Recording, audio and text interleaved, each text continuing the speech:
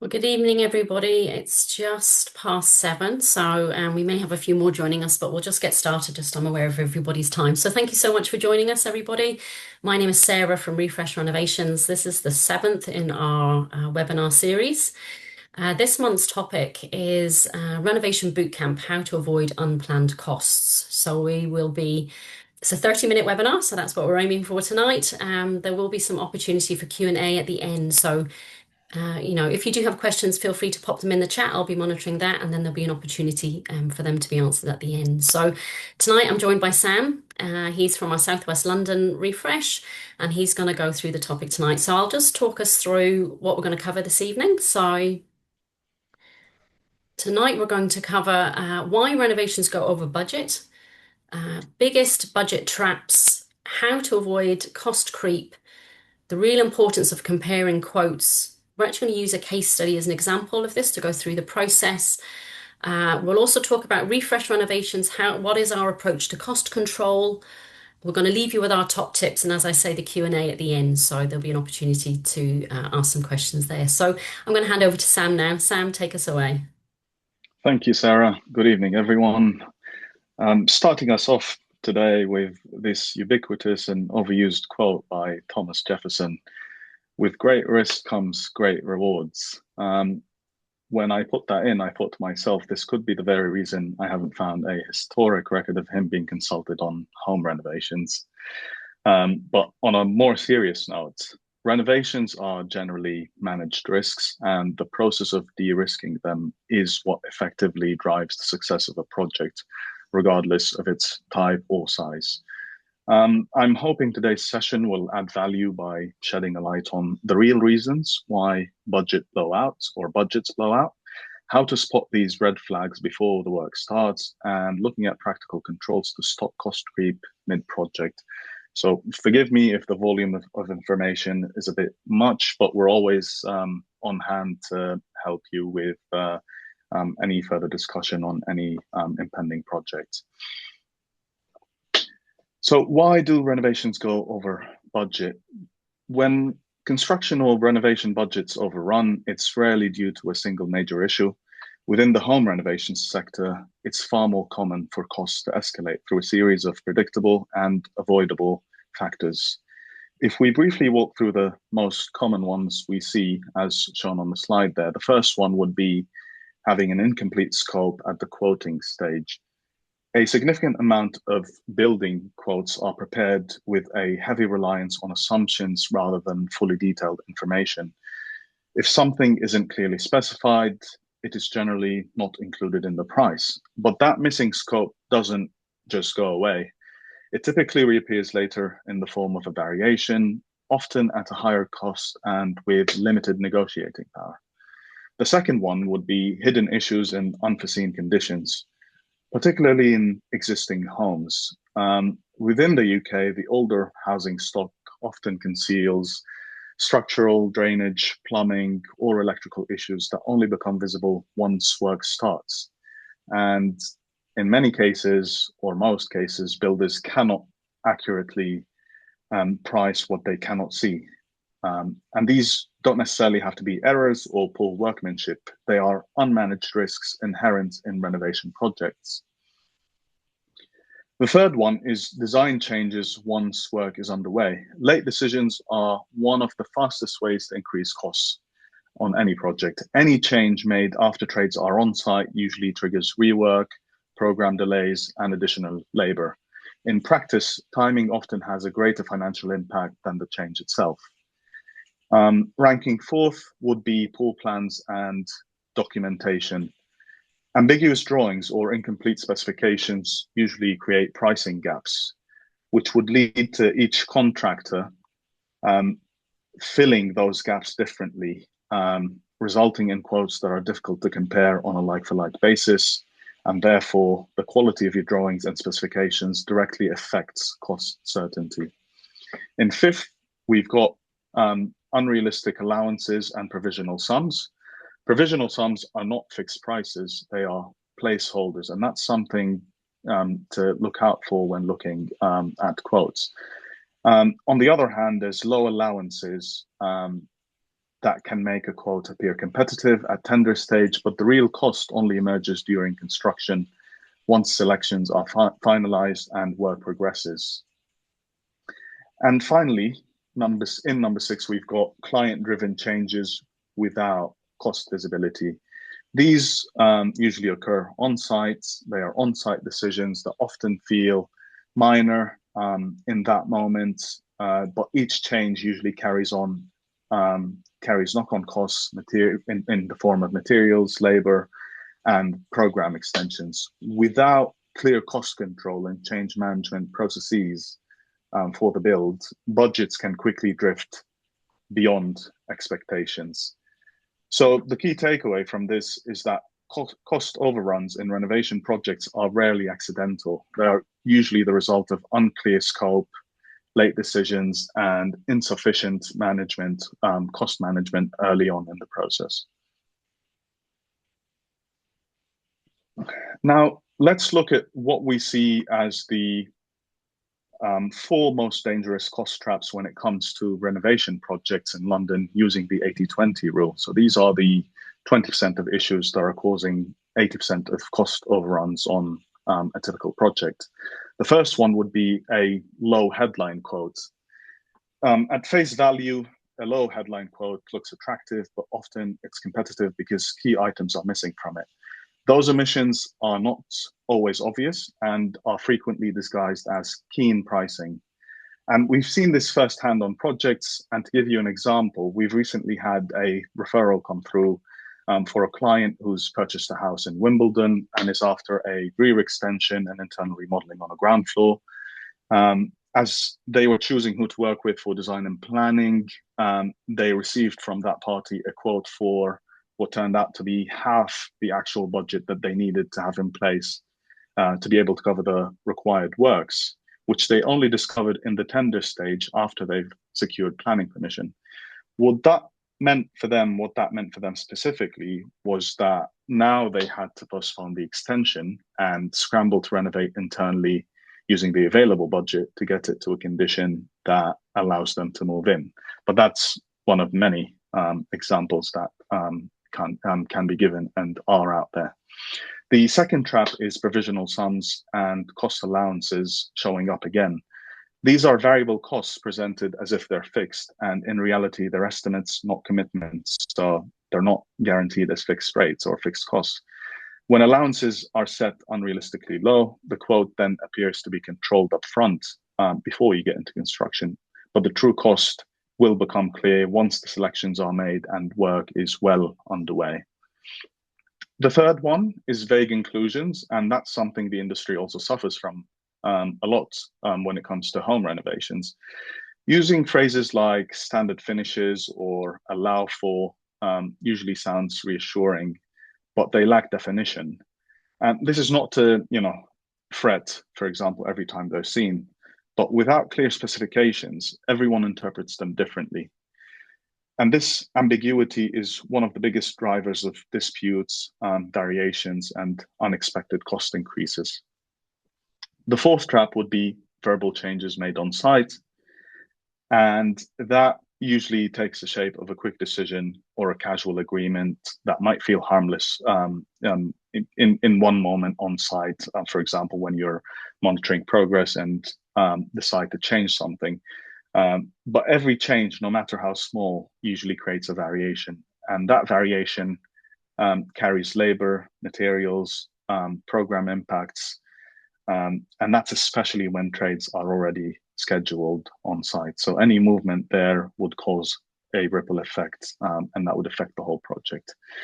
The key takeaway on this one would be if something is unclear in the quote or the cost report, it is almost guaranteed to cost more later, and not by a little, usually significantly. Therefore, clarity up front is not about over-engineering the process. It's about protecting the budget and maintaining control throughout the build. So how would we avoid cost creep? Let's look at how to stop it before it starts. And that's why the slide is split into two sides. There's the before you build section on the left and during the build section on the right. And both are essential. One is about planning and the other is about maintaining that control on site during the build. Starting on the left side, um, the first the first thing to do would be to finalize your scope and selections before you ask for quotes or start any work. Make decisions on finishes, fixtures, and appliances now rather than later, because as we said, every change made once work has started will cost significantly more. Second, have a detailed inclusion schedule in place. This would be the roadmap of exactly what the contractor is responsible for, and equally important, what they are not. In doing so, avoiding vague terms like what we've mentioned previously, standard finishes or allowed for items. These are the most common sources of budget surprises. Third, include a realistic contingency, which typically ranges between 10 to 15% of the total budget. And this element in itself is not a sign of poor planning. On the other hand, it's a safeguard against the inevitable small surprises that always pop up in a renovation, which can be thought of as a safety net. Now, moving on to the right side of controlling the costs during the build to avoid cost creep. Once the construction starts, control is all about process. Insisting that any changes, even minor ones, are handled through written, priced variations only, no exceptions. So if a trade basically arrives and you decide on a new fixture on the spot without understanding the cost, that means you're inviting budget creep to the project. Next would be to track your budget periodically. What that means effectively is comparing the original quote with any approved variations. What that will do is help you spot trends early rather than realizing halfway through that the project has gone off track just by the sheer number of variations that have been added to the original scope of work. And finally, understand the full impact of any change. It's not just the cost of the new material. As we said, there would be labor involved, scheduling, and other potential knock-on effects elsewhere. So when doing so, ask the question, what does this change really cost me in time and money before giving the approval for it to be actioned on site? All of this effectively makes documentation the project owner's strongest form of cost control. And then we get to basically the point where we're looking at comparing quotes. And that usually happens at tender stage, where the project owner is selecting a contractor to build the project for them. And I would say that it's always good practice to benchmark and compare these costs. However, in doing so, it's important to recognize the fine line between shopping for the lowest price and properly assessing the project's financial risk. The first point here would be that 3 quotes would mean very little without the same scope. I say this because many homeowners believe that getting 3 quotes automatically ensures a fair price. And in reality, if each contractor is pricing different finishes, different allowances, or different exclusions, those quotes are not comparable. To get meaningful pricing, the scope needs to be standardized before the quotes are requested.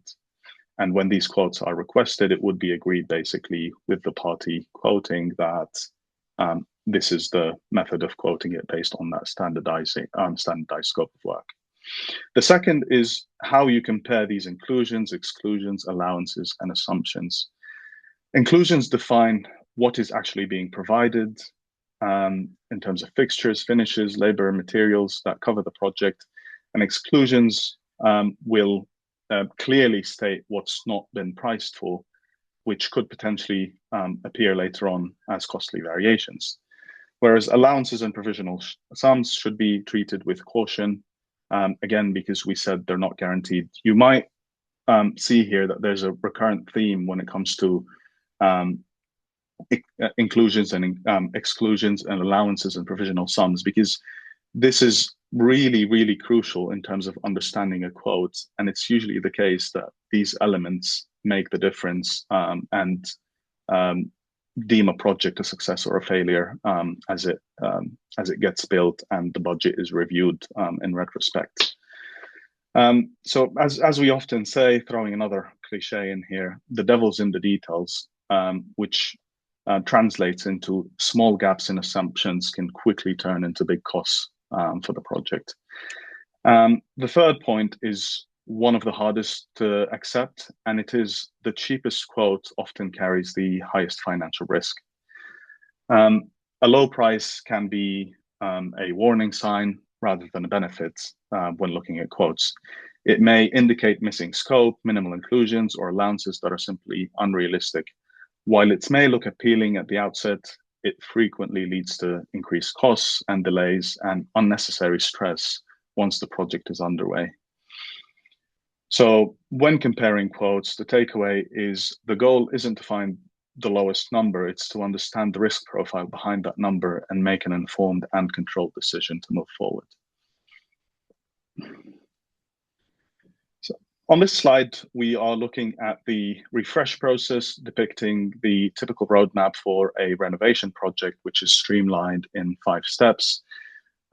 It always starts with an initial consultation, whereby we are meeting with the project owner and understanding the needs and requirements for the project and putting together a project brief, and then moving basically into the first working stage, which is scoping and feasibility, looking at concept designs, exploring the potential based on the project brief, whether it's internal remodeling, whether it's extensions, conversions, and then at the end of that stage, should there be any consents required, we'd submit for those. And then once we've received the planning consent, we move on to stage 3 to look at detailed planning and costing, where a structural engineer, if required, would be included and the design would be developed in order to basically ring fence the project in terms of information available. Also thinking about fixtures, fittings, a detailed scope of work, and an actual detailed cost report that would be broken down into different elements that would allow you to make sense of how that budget is being allocated and spent for the project itself. Stage number 4 would be going to site and effectively managing the project to implement it and deliver it exactly to the plans that are in place. And 5 would be handing over the project and all the documentation and compliance elements for it. But we'll delve deeper into that through the case study, which will make a bit more sense in terms of how that works.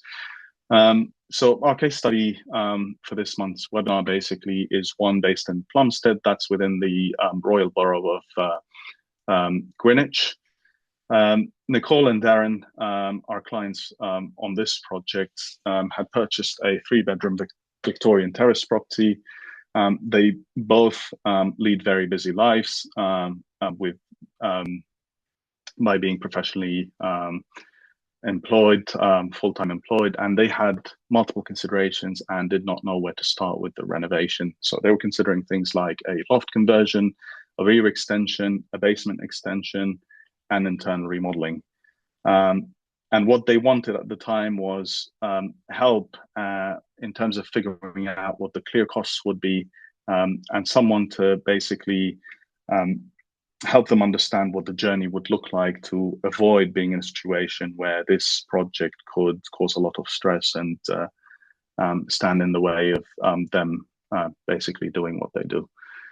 So step 1 was to hold an initial consultation. I went to meet Nicole and Darren at their property. What we do basically is a walkthrough to understand things within context, understand their vision for the space, and then have a discussion as to what the needs and requirements are, what are the must-haves, what are the nice-to-have items, and what are they aiming for in terms of budget indication, so that we can put together a project brief that fully reflects what is required for the project. And then moving into the first working stage, which is scoping and feasibility. What we've done for this project basically is explore the different possible options in terms of layouts, and ending up with basically two submissions for planning. The reason for that basically is because they had two different elements that required planning permission. One was the single story extension at a higher level than what permitted development would allow for. And then because they couldn't get a loft because of the height or the low pitch roof that they have in place, another idea was to put in Velux balconies. So in order not to risk the whole submission or both elements in one submission, it was then decided to approach it strategically and submit two different applications covering the two different elements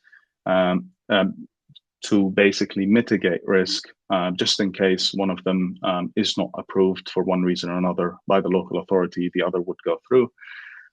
Thankfully, they both did go through, and it shows here basically what is proposed is a single story extension at the first floor level there, and some internal remodeling that comes along with that for the rear extension.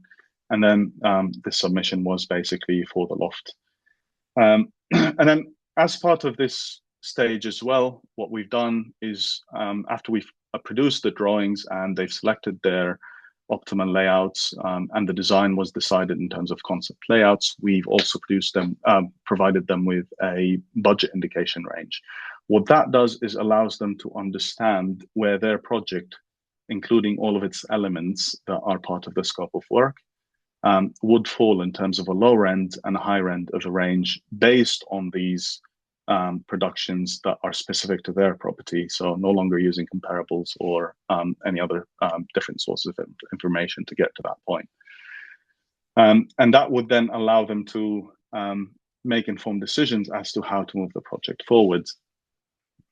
But again, as part of their brief, what we've done in this stage, because we were waiting for planning, which takes around 8 weeks to provide a decision for consent, they had urgent works that were required that would then allow them to move into the property.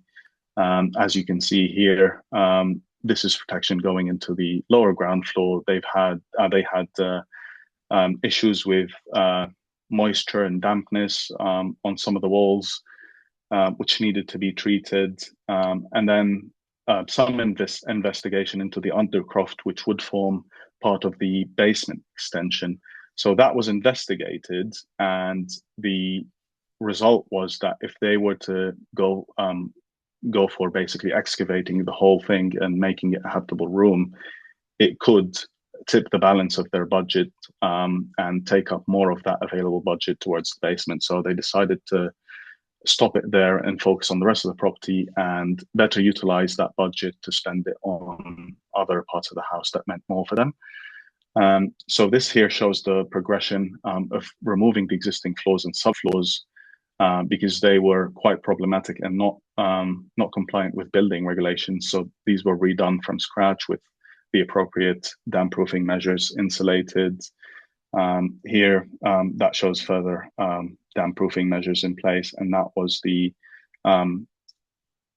finished product before going into phase 2. So as that lower ground level was dealt with, and then by the time the 8 weeks have lapsed, that work was done. We've received consent from the local authority on both applications. And the focus here was on that rear extension and internal remodeling. How will that be dealt with? And that's what we did in step 3, the detailed planning and costing stage, is involving the structural engineer, getting their drawings and calculations in support of the consented proposal.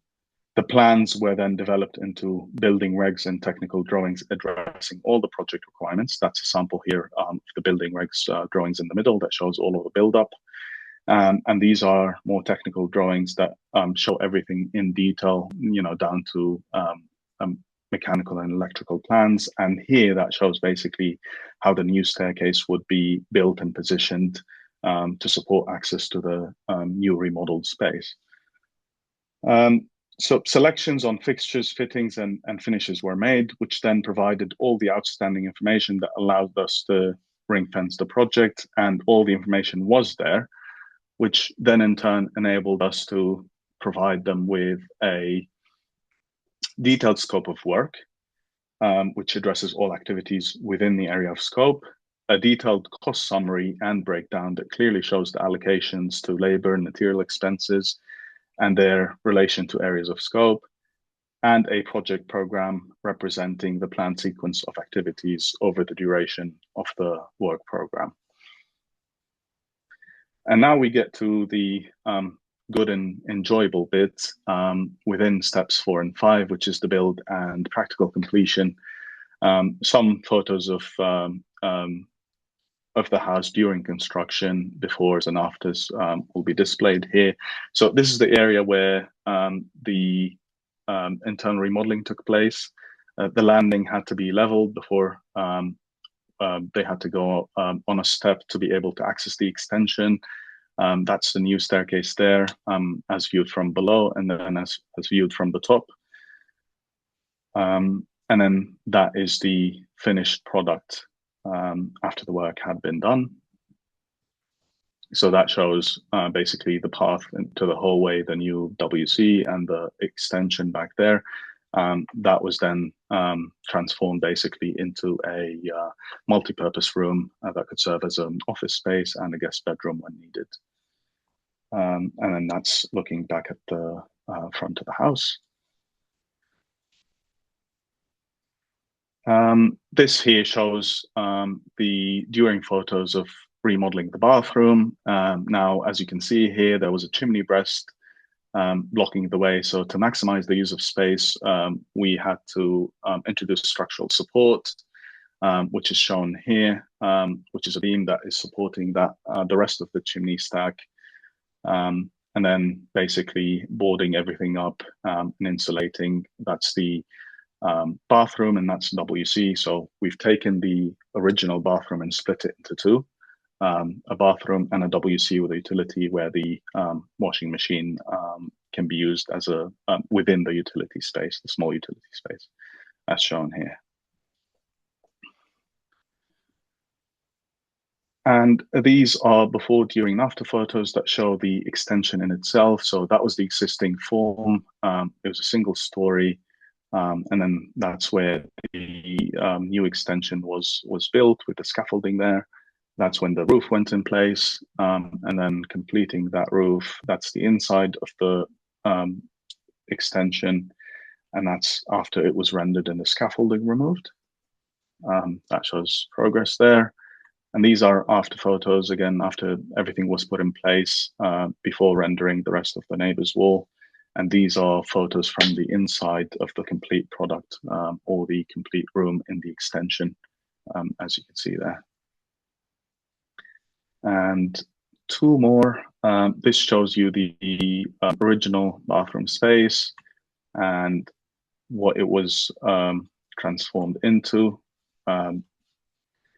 This was a highlight within the design, which is a retained steel bathtub that they wanted to keep as a feature within the bathroom. So we've worked around that as well, including a shower and all modern fixtures, as you can see there. And then the last one would be the transformation of the lower ground floor open plan space. These are the before afters as they were purchasing the property. And you will see that the staircase was preserved and retained as a feature again here. And that's the rest of the room. So on average, a comprehensive project plan and strong project management can usually deliver 30% of cost saving on a typical renovation project. And that's how we control cost as an end-to-end design and build service provider, with project management at the core of what we do. The three pillars of planning and designing, documentation, and project management underpin the success of that project, shown in the case study, as it equipped the project owner and project team alike with the means for a renovation that was well run, on time, on budget, and to the agreed standards. And going into the top tips for this month's session, tip one, I would say, would be to lock down the scope before you sign. It matters because most cost overruns start before construction begins, when quotes are based on assumptions rather than finalized plans. Um, Finalize all selections, whether they are fixtures, finishes, and appliances, and have a detailed inclusions exclusion schedule before requesting quotes. Tip number two is to treat quotes as risk assessments. And it matters because, as we said very early on, the cheapest quote is often the riskiest because it may omit key items or underestimate allowances. So compare quotes line by line for inclusions, exclusions, provisional sums, and assumptions. And tip number three would be to control cost creep during construction. This one matters because even a perfect quote can balloon if changes are made informally. Um, Approve written variations only, track budget versus committed spend periodically, and understand the full impact of every change. And this is where I will hand over back to Sarah. Thank you, everyone, for listening. Thank you, Sam. There was a lot to cover, so you did really well doing it in that time. So thank you very much for that. So I haven't seen any questions come into the chat, but there is an opportunity now. If anybody would like to ask a question, please unmute yourself or pop a question in the chat. And Sam, I'm sure, will be happy to answer that for you. Just as we close, I will be connecting with everybody just via email, just to thank you for attending, but also to send you a link to the recording so that you can go back to it if you wish. There was a lot of content covered in there, so give you an opportunity to have a look again in your own time. But please do feel free to reach out to us. You know, if you've got any questions about a project that you're pondering or one that you're investigating doing, then we would love to help you. So we'll just pop up our contact details now on the last slide. So you can contact us through our website, or you can give us a ring on an 0800 number, which will pop up shortly. And then feel free to make contact with us if you'd like to. But as I can see, yeah, no questions have popped in. We just pop up that last slide, Sam, just with our contact details. That would be great. And I'll just leave them there for people to have a wee look at. As I say, I'll contact by email in the next day or so, and I'll send you a link through as well. So feel free to reach out if we can help you. Otherwise, we look forward to seeing you next month for our next topic. Have a good evening, everybody. Thank you, Sarah. Thank you, everyone. Have a good night. Bye. Thank you. Bye.